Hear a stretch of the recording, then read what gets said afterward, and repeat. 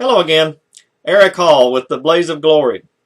I wanted to do a short video about my experience out at Tom Miner Creek, which is west of Gardiner, Montana. I know there's been several searchers in years past that have written about visiting Tom Miner Creek. It comes up out of the Yellowstone River Valley. It's downstream from a couple of the possible Homa Brown solutions. So I went out there myself to do some hiking last year. I start with my first photograph is from the Petrified Forest, which is a branch trail up near the top of the Tom Miner Creek Basin. It was a steep climb. I really only found one piece of petrified wood that was sticking out from the rock strata.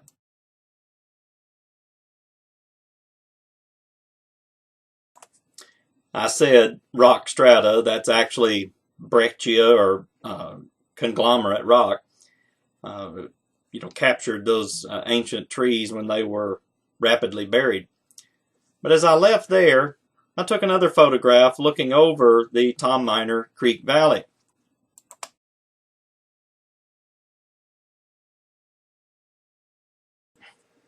As I started back down the mountain, headed back to where the parking area was, I came up on a cattle drive. I didn't know people did this anymore. Up in that area, the boundary between some of the private property and the forest land, the property boundaries zigzag back and forth. You never have any idea whose land you're on. There were some stakes marking property boundaries. I found 6 or 7 of them all facing different directions in an area the size of my living room.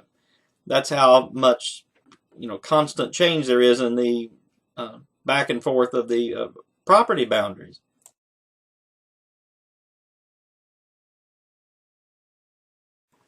I was so intrigued by some of these property boundary markers that I followed some of them over to the actual creek.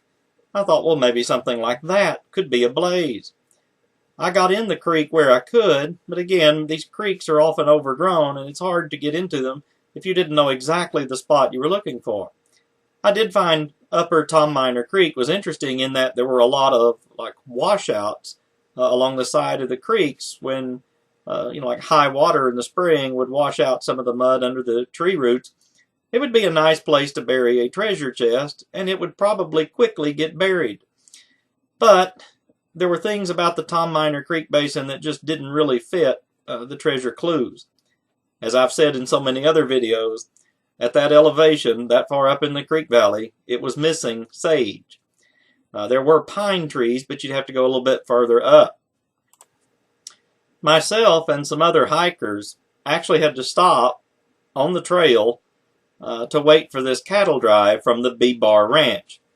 The B-Bar Ranch apparently owns a lot of land up in that valley, and again, with the wandering property lines, they would do cattle drives to take their livestock from one section of ranch land to another section of the ranch land.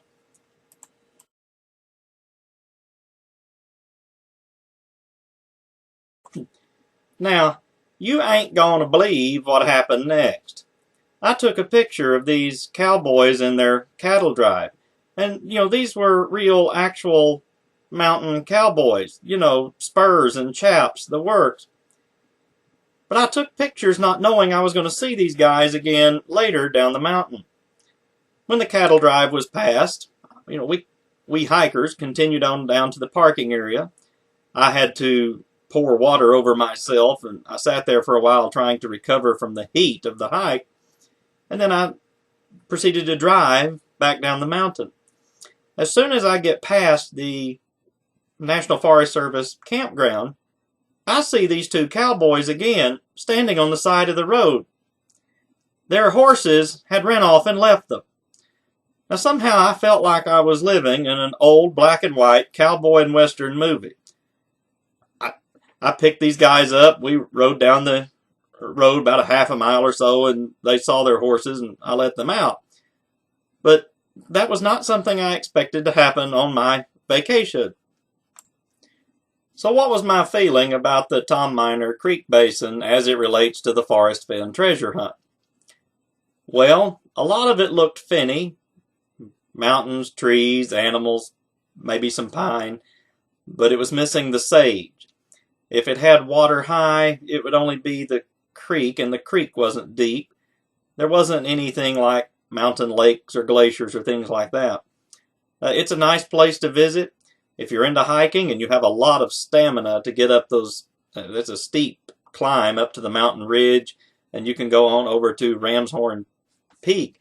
That would be great, but if you're not into great endurance hiking, you'll never make it. Anyway, before you leave, press that button to like, share, and subscribe.